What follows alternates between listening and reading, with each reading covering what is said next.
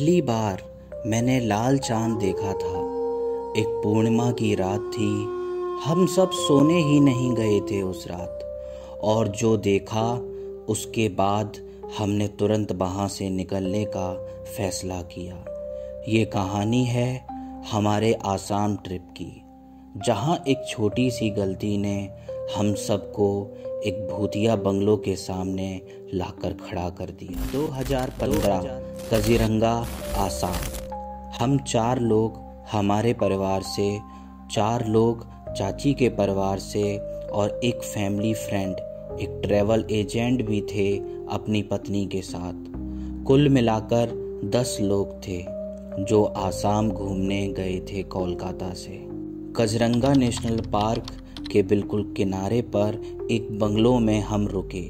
शाम के लगभग 8 बजे हम वहाँ पहुँचे, और भाई उस रात का चांद इतना लाल और इतना रोशन मैंने कभी नहीं देखा था। चांदनी में पूरा लॉन सुनहरे रंग का हो गया था, जैसे किसी हॉरर मूवी का सीन हो।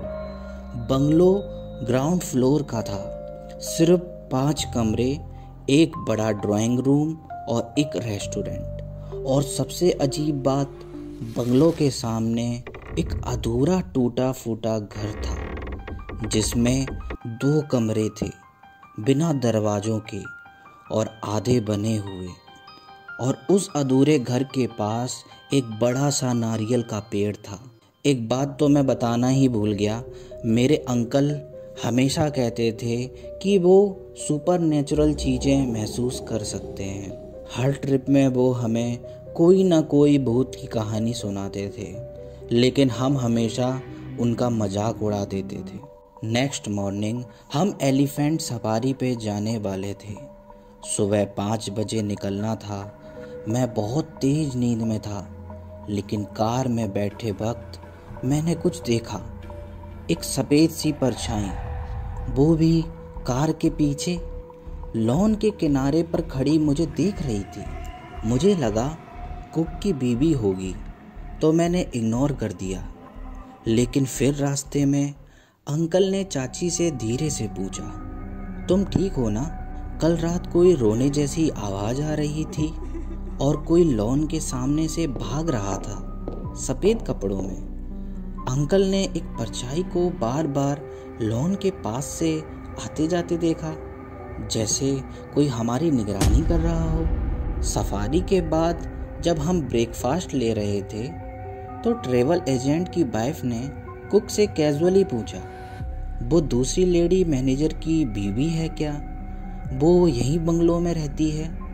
कुक ने तुरंत बोला, नहीं मैम, वो तो पास वाले घर जाती है, अपने बच्चों के पास।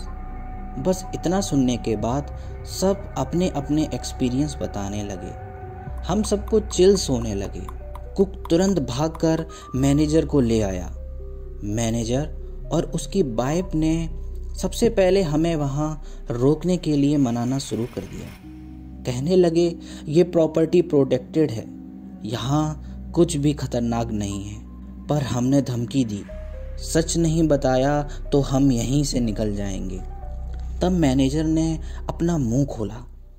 कुछ साल पहले इस अधूरे घर में एक औरत ने सुसाइड कर लिया था। तब से लोग उसे कभी रोते हुए तो कभी चिल्लाते हुए देखते हैं। एक बार एक टूरिस्ट फैमिली के ड्राइवर ने उसे तो कोकोनट ट्री पर देखा। वो उस पेड़ पर चढ़ी हुई थी और पेड़ हिल रहा था, जैसे वो झूला झुला रही हो। उसके बाद हमने पूजा भी करवाई और बिल्डिंग को दोबारा बनाना भी चाहा, लेकिन कभी मजदूर बीमार पड़ जाते थे तो कोई हादसा हो जाता था, जिसकी वजह से वो प्रोजेक्ट ही हमने छोड़ दिया।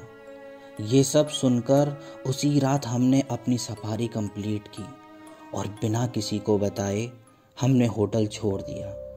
हम कोई रिस्क नहीं लेना चाहते थे। उस औरत की आत्मा वहाँ थी और हम उसके शिकार कभी नहीं बनना चाहते थे। अगर आप भी कभी काजीरंगा जाएं तो उस अधूरे घर के पास कभी मत रुकना। काजीरंगा का वो लाल चांद आज भी मेरी आंखों के सामने है पर उस चांदनी में छुपा था एक राज जो शायद हमेशा हमें देख रहा था। अगर आप भी कभी ऐसी जगह जाएं तो उस जगह के बारे में पहले जान लें, क्योंकि ज़रूरी नहीं आप वहाँ से वापस ज़िंदा ही लौटें। और हाँ, अगर आपको ऐसी रियल लाइफ हॉरर स्टोरी पसंद है तो चैनल को ज़रूर सब्सक्राइब करो। आपका एक क्लिक मुझे अगला हॉरर राज सुनाने की हिम्मत देता है। और हमारे चैनल द ब्रूटल टॉक्स को सब्सक्राइब करें।